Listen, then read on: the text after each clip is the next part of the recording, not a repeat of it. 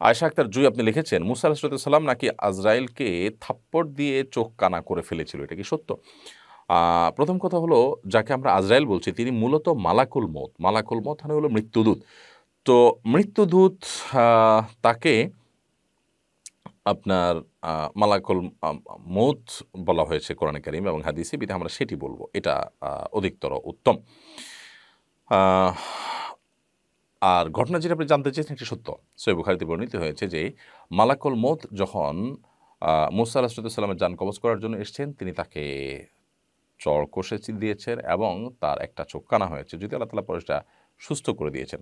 আ তখন মালাকুল মউত আল্লাহর কাছে যেয়ে বললেন যে, আল্লাহ, আপনি আপনার এমন এক বান্দার রূহ কবজ করতে পাঠিয়েছেন, তিনি তো আপনার নবী, আপনার রাসূল, সাধারণ কোনো মানুষ তো না। কিন্তু তিনি মৃত্যুবরণ করতে চাচ্ছেন না। তো আল্লাহ রাব্বুল আলামিন তখন ফেরেশতাকে মালাকুল মউতকে বললেন, তুমি যাও। তিনি আ কতদিন পৃথিবীতে বেঁচে থাকতে চায়, তার হাত রাখতে বলো এর উপরে, যতগুলো চুল তার হাতের নিচে পড়বে, পশম পড়বে, আ ততগুলো পশমের জন্য ১ বছর করে তার হায়াত দেয়া হবে। এটুকু বলো।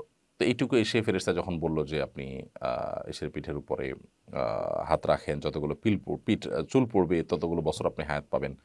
তখন আ মুসা আলাইহিস সালাম বললেন যে, এরপর? বলল যে, এরপর তো মৃত্যুবরণ করতে হবে। মুসা সালাম বলছেন, তাহলে আর লাভ কি? মানে একসময় যখন মারাই লাগবে, চলেই যেতে হবে, তাহলে আর লাভ কি? একজন ঈমানদার তিনি দুনিয়াতে লম্বা সময় থেকে ভালো কাজ করে যাওয়ার চেষ্টা করবেন। তো এটা কোনো খারাপ কিছু না। এটা বরং প্রশংসনীয় বিষয়। ইবাদত করার জন্য দুনিয়াতে বেঁচে থাকার চেষ্টা করা। দুনিয়া ভোগ করার জন্য নবী বা রাসূল বা আল্লাহর কোনো প্রিয় বান্দারা থাকতে চান না মূলত। এখানে সেই ব্যাপারটা ঘটেছে।